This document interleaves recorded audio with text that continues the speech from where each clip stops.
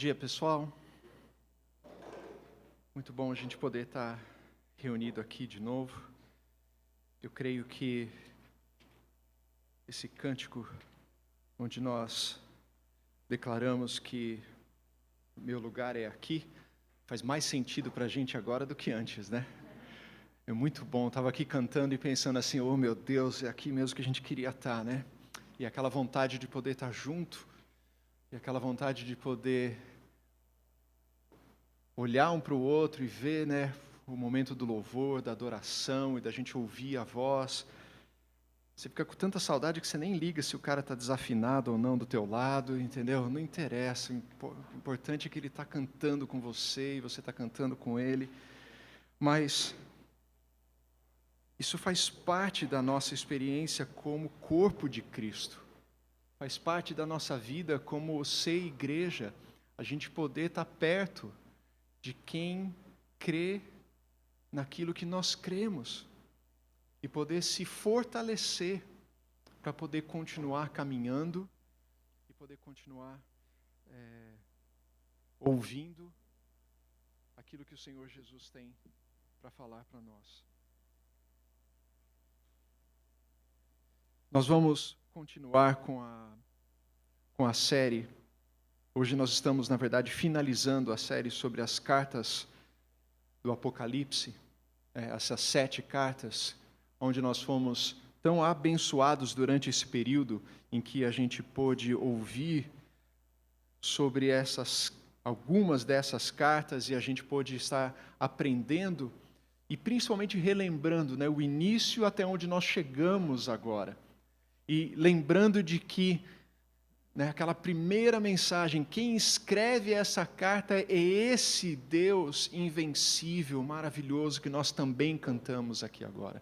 Esse Deus magnífico, glorioso, todo-poderoso, é esse Deus que venceu a morte, que ressuscitou e que nos dá esperança, que nos dá inspiração, motivação, renovação, que nos regenera para podermos seguir como o único e verdadeiro Deus. Então, se você olhar ali no capítulo 3 de Apocalipse, no versículo 14,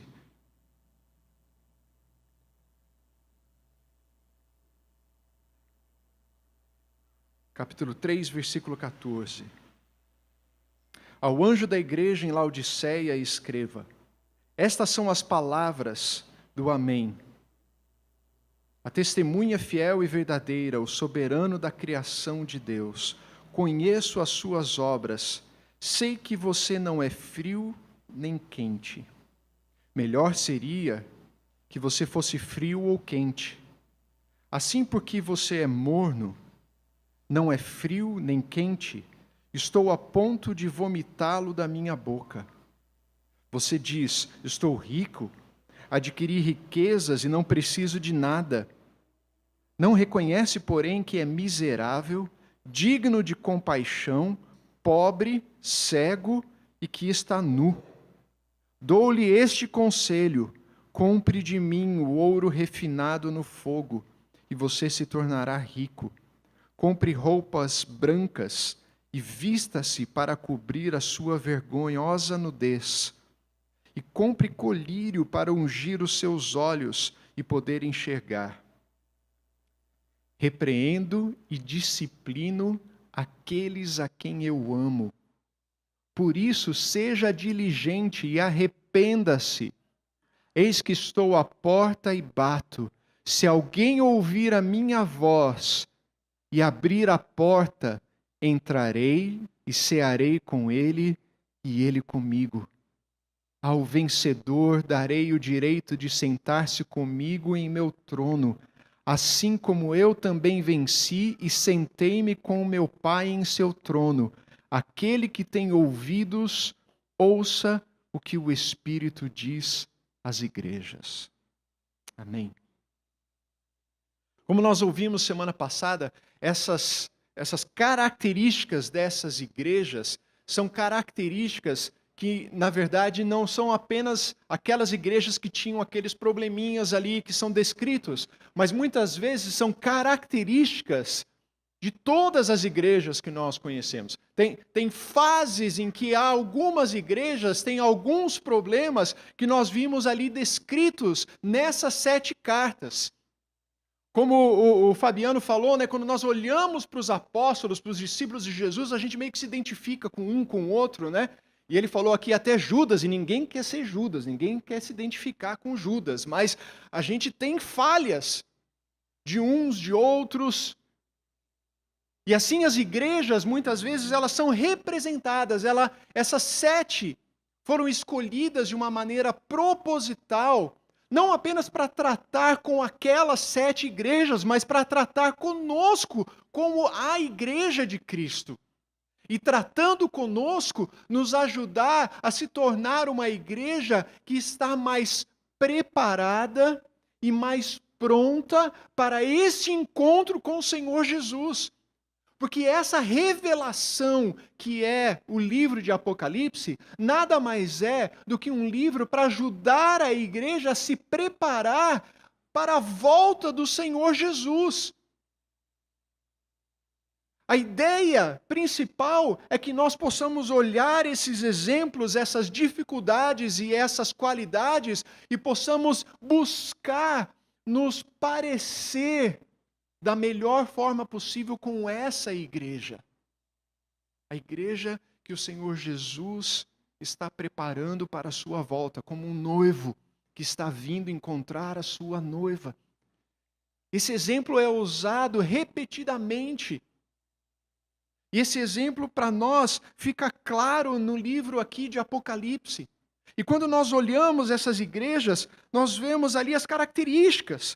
Laodiceia, sua igreja que à sua própria vista, ela não precisava de nada, era rica, com amplos talentos, mas ela era morna para Cristo. Filadélfia, com apenas pouca força, mantendo a palavra de Cristo e tendo uma porta aberta diante dela pelo próprio Cristo. Éfeso era intolerante com o mal, com os falsos apóstolos, mas tinha abandonado o principal, tinha deixado o seu amor. Tiatira era abundante em obras, em amor, em serviço, em fé, mas tinha caído nos ensinamentos falsos e na imoralidade. E por aí nós vamos. Pérgamo havia também ali se corrompido com os tentadores que pregavam a mesma coisa que Balaão. Filadélfia havia o seu conflito com a sinagoga judaica e a escravidão daquele legalismo que eles pregavam. Essas são as igrejas que ouviram todas elas, em todas as cartas, você sempre vai ver o Senhor dizendo: eu conheço as tuas obras. E ele vai dizer: ao que vencer. E ele ainda termina dizendo: quem tem ouvidos, ouça o que o Espírito diz às igrejas. Eu conheço quem você é. Eu conheço o teu íntimo, eu conheço o teu pensamento, eu conheço aonde você anda, eu conheço o que você faz, eu conheço o que você pensa, o que você sente. Essa semana um adolescente falava para mim assim, eu estava tentando enganar Deus, mas eu falei, não vai dar certo, ele já sabe o que eu estou pensando, né? Eu queria orar falando uma coisa, mas ele sabe o que eu estou pensando. Quando ele diz aqui, eu conheço as tuas obras, ele sabe quem nós somos. E ele sabe o que esperar de nós. E ele diz, ouça, aquele que tem ouvidos, ouça o que eu estou dizendo. E quem escreve isso nada mais é, nada menos, nada mais do que o alfa e o ômega, o início e o fim. Essa é a autoridade dessas palavras que nós estamos ouvindo e meditando. O alfa e o ômega, o Deus criador de todas as coisas e o Deus que no fim inicia algo novo, que renova, que regenera todas as coisas. Sua soberania na criação garante o cumprimento dos seus propósitos na recriação, diz Sproul no seu comentário sobre esse texto. Assim, meus irmãos, quando nós olhamos esses textos, nós podemos ser despertados para aquilo que é uma igreja que está viva. Nós podemos até usar um termo conhecido por nós cristãos como um avivamento. O avivamento tem as características que Jesus espera desta igreja. E ser uma igreja viva passa por aquilo que Ele está pedindo de nós aqui. Em primeiro lugar, e não poderia ser outra coisa, Ele diz que essa igreja viva é uma igreja que ama. Uma igreja onde o amor dele é evidente, onde esse amor transborda, onde esse amor é pulsante, é vivo, é real. Não são palavras escritas na parede, mas são ações feitas por essa igreja. Ama, contra você, porém, tenho isto: você abandonou o seu primeiro amor. Lembre-se de onde caiu, arrependa-se, pratique as obras que praticava no princípio. Se não se arrepender, virei a você e tirarei o seu candelabro do lugar dele. O início é o amor. João 3,16, o coração do Evangelho nos diz porque Deus amou ao mundo de tal maneira. Deus amou ao mundo que Ele entregou o seu Filho para que todo aquele que nele crê não pereça, mas tenha a vida eterna. O início é o amor, o meio é o amor, o fim é o amor. E se nós deixarmos esse amor se esfriar, essa é a voz do Senhor para nós. Ei, acorda, onde foi que você caiu? Onde foi que você caiu? Lembra disso e volta. Volta para mim, da onde você caiu. Nossa primeira característica como uma igreja viva é o amor. Quando o apóstolo Paulo escreve a essa mesma igreja de Éfeso, ele diz ali na carta de Efésios: todavia, Deus, que é rico em misericórdia, pelo grande amor com que nos amou, deu-nos vida com Cristo, quando ainda estávamos mortos em transgressões. Pela graça vocês são salvos. Não são pelos atos de justiça, não são por nossas obras, não são pela aparência, não são pelas coisas que nós falamos ou fazemos, mas é por essa relação íntima com Cristo, através desse acolhimento do seu amor, dessa vida que nós queremos ter com Ele, é dessa relação. Nós precisamos ser uma igreja, ser cristãos, ser filhos de Deus que amam e amam de verdade, não em palavras, mas de verdade. Segundo lugar, é uma igreja que tem coragem. A igreja viva, ela tem coragem, meus irmãos. Ela não é uma igreja amedrontada. Ele diz aqui no capítulo 2, versículo 10, não tenha medo do que você está prestes a sofrer. Sê fiel até a morte e eu lhe darei a coroa da vida. Nós vivemos na era do medo. Nós vivemos na era da informação e desinformação. E muitas informações e desinformações geram medo, ansiedade, pânico. E eu não estou falando do pânico crônico, da síndrome de pânico, que é necessária ser tratada, ser cuidada. Ninguém aqui é contra isso. Mas eu estou falando desse sentimento de medo que nos acovarda como seguidores de Cristo e de ouvir o que Ele está falando e fazer o que Ele espera que nós façamos e que nós sejamos. Aquela coragem que nos ajuda a ser discípulo de Jesus, independente do lugar que nós estamos, com quem nós estamos, ou do que é esperado de nós. Coragem para ser seguidor de Jesus. Coragem. Muitas vezes nós não temos. Nós nos amedrontamos. Mas é maravilhoso ver que a palavra de Deus nos diz no amor, que é a primeira característica aqui, no amor não há medo, ao contrário, o perfeito amor lança fora todo medo. Graças a Deus! Ele nos dá o amor, e o amor expulsa o medo de nós. O amor nos faz corajosos. Pergunta para um rapaz apaixonado como que ele é corajoso. Como que ele tem coragem de chegar e falar com aquela moça que ele ama? Ou aquela moça tem coragem de falar com intrepidez com aquele moço que ela ama? O amor nos dá coragem.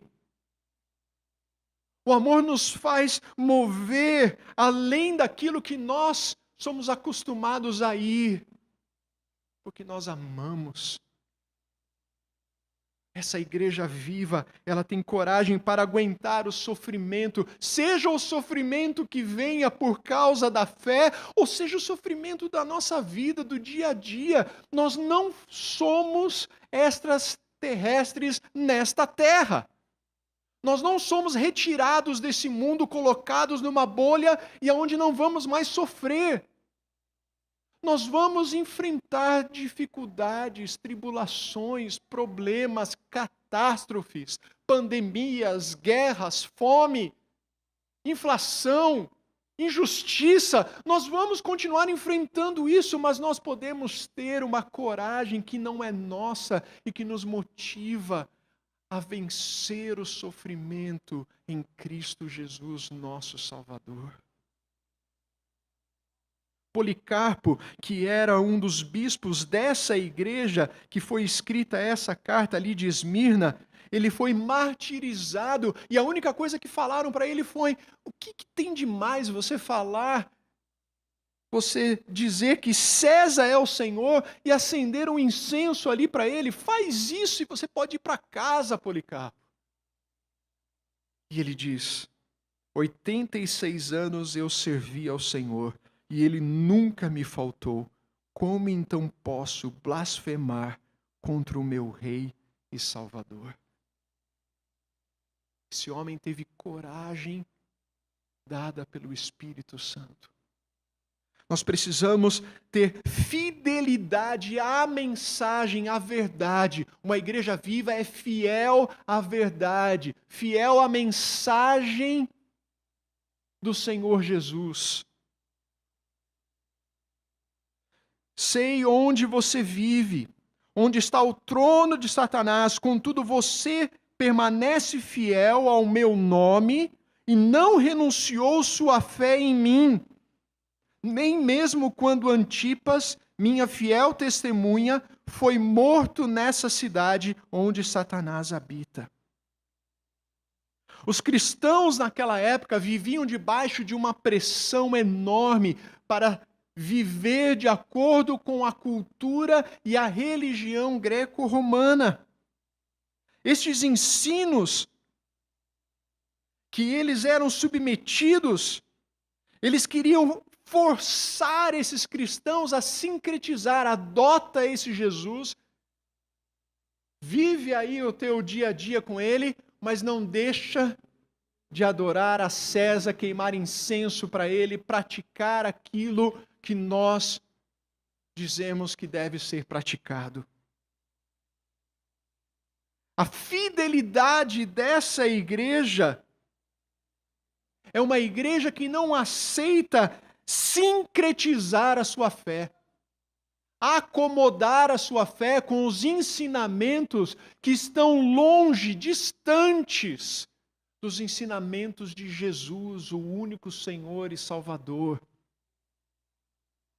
Não dá para comprometer o Evangelho de Cristo com a filosofia local, com a filosofia daquele momento e nem do nosso momento. Não dá para acomodar, não dá para atualizar o Evangelho. O Evangelho não é atualizado. O Evangelho permanece eterno. E esse Evangelho não muda, a verdade não muda. Jesus disse: eu sou o caminho, a verdade e a vida. Ninguém vem ao Pai a não ser por mim. Essa verdade não vai ser atualizada. Não vai ter jeitinho. Não é todos os caminhos levam a Deus. Não é todas as vias são aceitáveis e Deus, no fim, Ele conhece teu coração. Jesus está dizendo, não, eu sou o único caminho. Eu sou a única verdade, verdade absoluta. Jesus Cristo, Ele invoca isso sobre Ele. E Ele diz, eu sou essa verdade. Eu sou a vida. Não há outro. Atos, ali no capítulo 4, versículo 2 diz, não há salvação em nenhum outro, pois debaixo do céu não há nenhum outro nome dado aos homens pelo qual devamos ser salvos. Nós precisamos ser fiéis à mensagem de Jesus. Não importa para onde tentem puxar a igreja, e vão continuar puxando a igreja para um lado, para o outro, tentando pegar a ideologia e enfiar na igreja. Sabe aquela roupinha que não cabe mais em você depois que você engorda? E aí você quer colocar, e você quer enfiar a todo custo, assim, você força para colocar aquilo. Aí fica aquela coisa apertada assim. Querem fazer isso com a igreja, pegando a ideologia e enfiando nela, mas não foi feita para ela. A igreja é muito maior do que isso. O evangelho é maior do que isso. E é esse evangelho que nós precisamos permanecer fiéis. Esse evangelho que considera essa palavra como sendo a palavra de Deus, infalível, inerrante. Essa palavra que nos leva ao caminho do Senhor Jesus. Essa palavra que de Gênesis a Apocalipse fala Jesus Cristo, o Messias. É o Salvador. E é o único caminho que nos leva a Deus. Essa igreja viva, ela não apenas ela é fiel, mas ela se santifica, meus irmãos. E essa santidade, ela é plena, ela é completa, ela é em todas as áreas da nossa vida. Então todas as igrejas saberão que eu sou aquele que sonda mentes e corações, e retribuirei a cada um de vocês de acordo com as suas obras. Deus conhece a nossa mente e o nosso coração. A santidade que o Senhor espera de nós não é de uma aparência, não é de uma roupa, não é de uma linguagem, não é de você estar todo domingo aqui, mas é uma santidade que vem do interior, produzida pelo Espírito Santo. Essas palavras são palavras do Filho de Deus, é o único momento no livro de Apocalipse em que ele é chamado e que ele se declara Filho de Deus, é neste capítulo, nesses versículos, aonde ele nos exorta à santidade. Conheço as suas obras, o seu amor, a sua fé, o seu serviço, a sua perseverança, mas você tem tudo isso de bom. Olha, essa igreja tem amor, a outra não tinha. Essa igreja tem boas obras, tem perseverança, tem fé, tem serviço, mas ela deixou a santidade, a imoralidade sexual e ao comerem alimento sacrificado a ídolos. A santidade do Senhor é completa e Ele não aceita boas obras sem a moralidade dEle. Sem que essa área da nossa vida ande de acordo com a vontade dEle. Essa moralidade não é para aqueles que são de fora da igreja, mas se você é igreja, se você segue a Cristo, essa é a moralidade que Cristo espera de nós. Mas vai além disso. Ali em Tiatira, para onde essa igreja estava escrito a respeito dessa santidade, era um centro econômico com um número particularmente grande de sociedades comerciais ou guildas, e cada uma das quais exigia que os membros participassem de práticas idólatras para manter a membresia. Praticamente seria difícil se envolver no comércio da cidade sem fazer parte de tais organizações. Então, a pressão sobre os cristãos que moram na cidade para se engajar em tais práticas teria sido substancial. Novamente, Sproul esclarece a respeito desse texto. Então não era só a sua vida pessoal, particular, mas o seu envolvimento com as organizações. Para você poder trabalhar, você ia ter que se submeter a práticas que eram indignas daqueles que proclamavam o nome de Jesus. Como nós ouvimos o Daniel falando aqui na hora do louvor, quais são as áreas da nossa vida que nós temos que falar, eu te entrego, Senhor? É a nossa área financeira? São os nossos relacionamentos? É a nossa vida no trabalho? Tem gente que continua vivendo domingo, é essa vida de crente, durante a semana eu tenho que sobreviver porque crente não é idiota. Qual é a área que nós temos que falar? Está aqui, Senhor, eu te entrego. O que é aquilo que nós não aceitamos o senhorio de Jesus? A gente quer o Salvador, mas o senhorio. Jesus diz para essa igreja: seja forte, agarre-se firme, segure com força, não solte, porque eu estou voltando. É como se ele estivesse dizendo assim: olha, continua buscando a santidade, não abre mão disso, falta pouco, eu estou vindo. Não abra mão da santidade, eu estou vindo, se segura, porque breve eu voltarei. A igreja viva é uma igreja que vigia, uma igreja que está alerta. No capítulo 3, nós vemos ali: você tem fama de estar vivo, mas está morto. Desperta! Fortaleça o que resta e o que estava para morrer, pois não achei as suas obras perfeitas aos olhos de Deus. Deus não está interessado em aparência. Deus está interessado em que vivamos essa vida intensamente com Ele.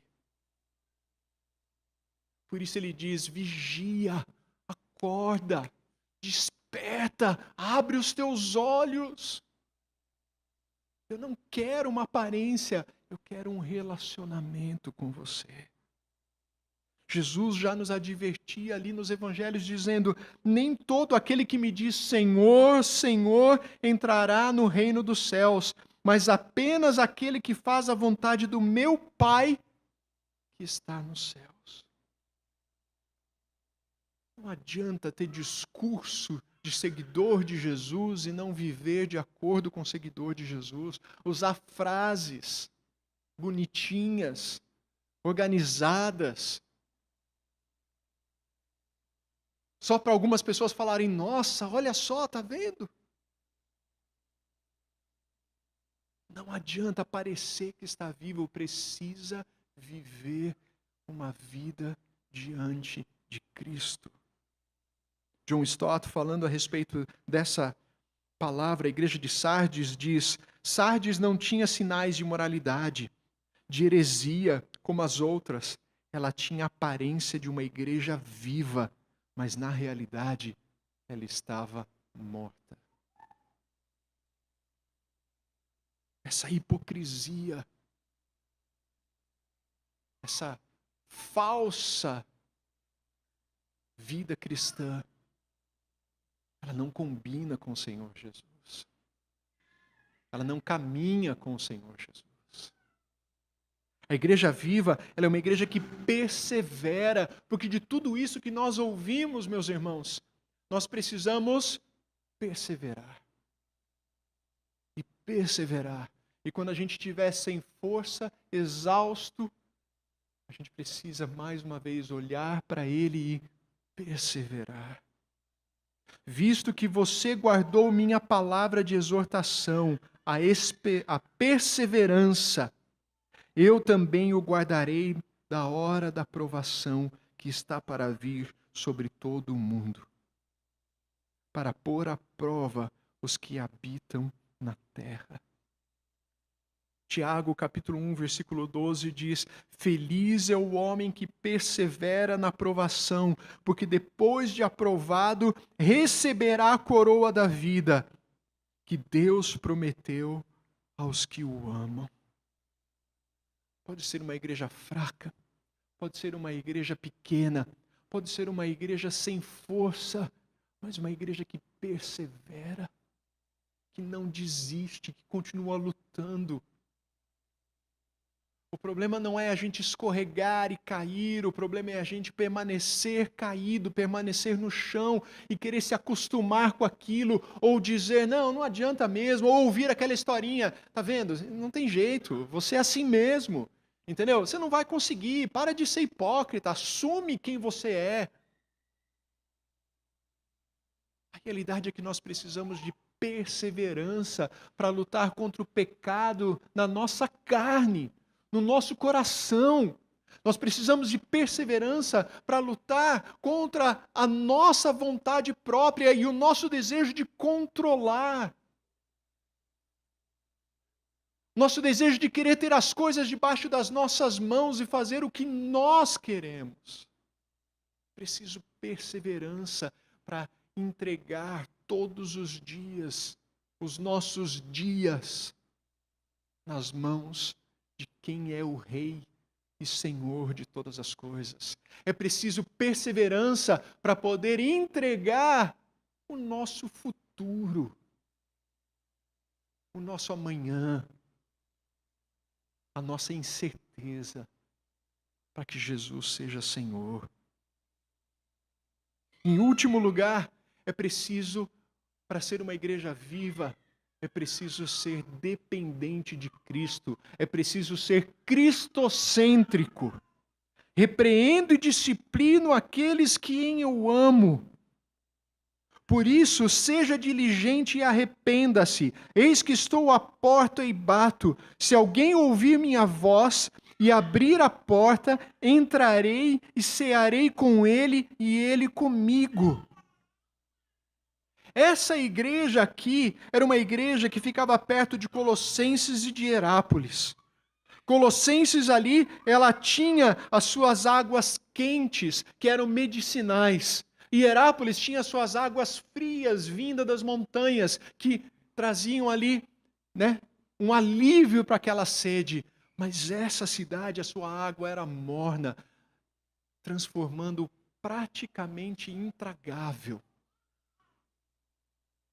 E Deus, falando aqui com essa igreja, Ele diz exatamente isso. Ele fala para ela, olha, você não é frio e nem quente, e por isso eu estou a ponto de vomitar-te da minha boca. Que palavra dura, que palavra difícil. Isso não parece uma carta de amor. Mas é uma carta daquele que diz, eu repreendo e disciplino aquele a quem eu amo. Porque eu estou vendo você andar na direção do abismo e eu não vou falar para você que está tudo bem, que é bonitinho, que está tudo legal. Eu vou dizer para você que esse caminho, no fim, é um caminho de morte. Você pode gostar dele, você pode estar feliz com ele, você pode querer andar nele, mas ele não é um caminho que leva à vida e à vida plena. E Jesus está falando isso com essa igreja, falando, não dá para te suportar, sabe por quê? Você desistiu de mim, você abriu mão de mim e você colocou você no centro. Você se fez Deus no meu lugar, porque você confia na tua riqueza, você confia na tua sabedoria, você confia na tua aparência. Você acha que você é o centro do universo, que você tem tudo, porque você é rica, porque você tem esse colírio para os teus olhos, você acha que você enxerga, porque você tem essas vestes que são lindas, você acha que você tem uma aparência maravilhosa, e você se engana. Você não sabe o que você está falando. Deixa eu dizer como é que eu te vejo. Você é miserável, digno de compaixão, pobre, cego e que está nu. É incrível que Jesus ele não poupa para falar para nós o que tem de errado, mas ele vai direto. E ele quebra todos esses argumentos que essa igreja tem. Eu sou rico, você é pobre. Ah, eu tenho aqui o colírio, você é cego. Ah, eu tenho essas vestes, você está nu. Você não tem nada. Sem mim, nada podeis fazer. Você não tem nada. O que você precisa é de mim. Vem, eu tenho ouro. Um ouro que é puro, que é refinado. Eu tenho riqueza. Venha.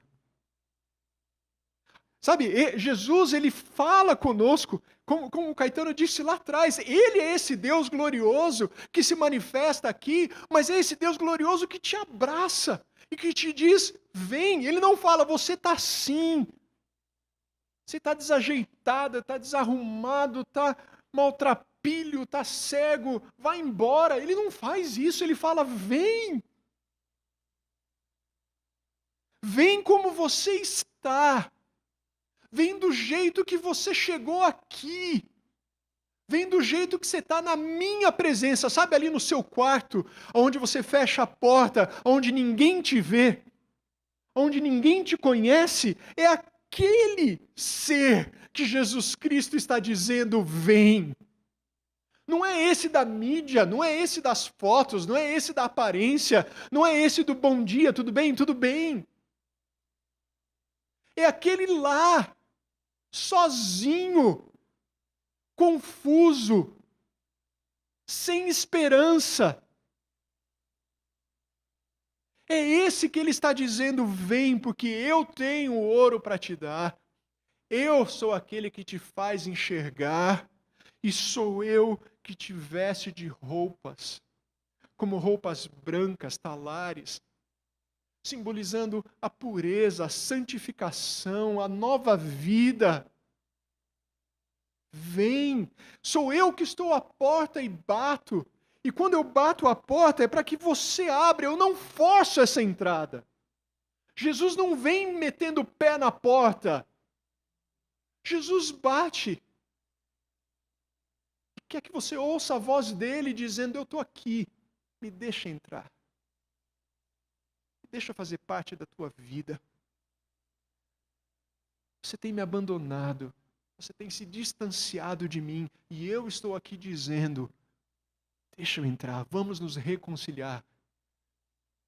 Sproul diz que essa palavra de Jesus é uma alusão de Cantares, no capítulo 5, quando o noivo conversa com a noiva, e ali o noivo está à porta batendo, para que ele possa entrar e se reconciliar com a sua noiva. Esse é o entendimento, essa é a poesia de Jesus aqui, olhando e dizendo, eu estou aqui, eu quero caminhar com você, eu quero partir o pão com você, eu quero ser um com você. Mesmo você sendo cego, pobre, nu, eu quero transformar você. Esse é um convite para essa reconciliação. Essas características dessa igreja viva, elas são instrumentos para nos despertar e nos reconciliar com Jesus e nos poder fazer andar com Ele, seguir com Ele, viver com Ele. E poder, como Ele diz aqui, receber o prêmio dessa coroa, o prêmio dessa vitória sobre a morte, como Ele venceu. Aquele que sabe o que é sofrer, aquele que sabe o que é padecer, está dizendo para nós, eu venci e eu quero que você vença, me deixa entrar. Essa é a nossa mensagem. E é essa mensagem que transforma o homem, que transforma o ser humano e que transforma a comunidade e a sociedade em que ele vive. Precisamos do amor, da coragem, da fidelidade, da santidade. de vigiar, de perseverar e de depender somente de Jesus, o Filho de Deus. Se nos falta isso, nós precisamos checar o nosso pulso para ver se nós temos os sinais vitais mesmo. A igreja não são essas paredes. Será que isso não ficou claro durante esse ano e meio? Que a igreja, quanto melhor que seja estarmos juntos aqui, e eu me alegro nisso, a igreja não é esse lugar. Esse é um lugar de reunião.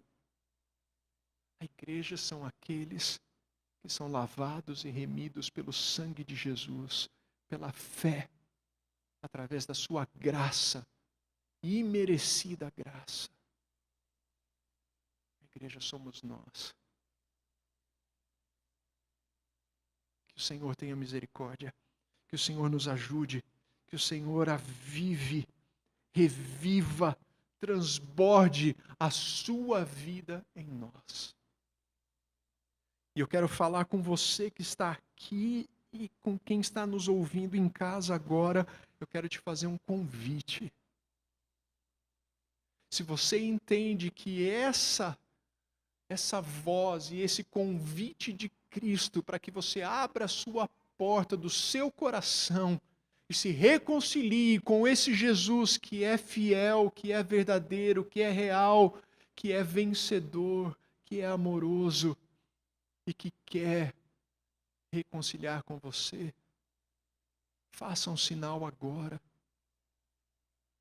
e receba esse Jesus, receba essa reconciliação, abra essa porta no seu coração. Se você está aqui hoje e você veio aqui precisando disso, levanta a sua mão. Se você está em casa e eu não posso te ver, obviamente, mas eu sei que o Espírito Santo de Deus está aí, e eu te peço, responda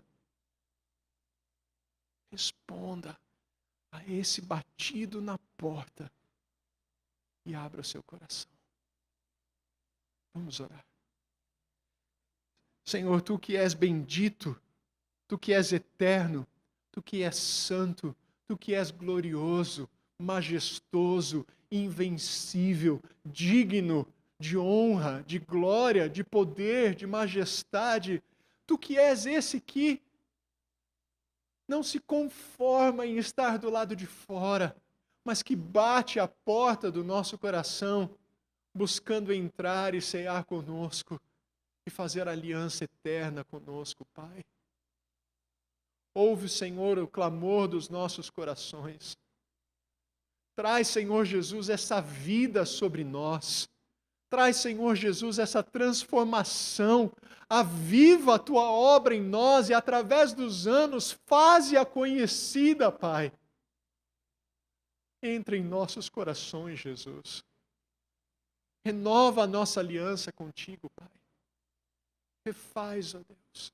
Aceita as portas que se abrem nesta manhã, Senhor, e que se abrirão durante os dias e os anos, ó Deus, em que essa mensagem puder ser ouvida, Pai, pela Tua misericórdia, Deus, aceita, recebe e transforma, Jesus. Traz a Tua riqueza que ninguém rouba. Traz o Teu colírio, Jesus. O Teu colírio, Jesus, que tira toda cegueira. Traz as Tuas vestes, Senhor. Que nos prepara para o dia do Senhor. Lavadas e remidas pelo sangue de Jesus.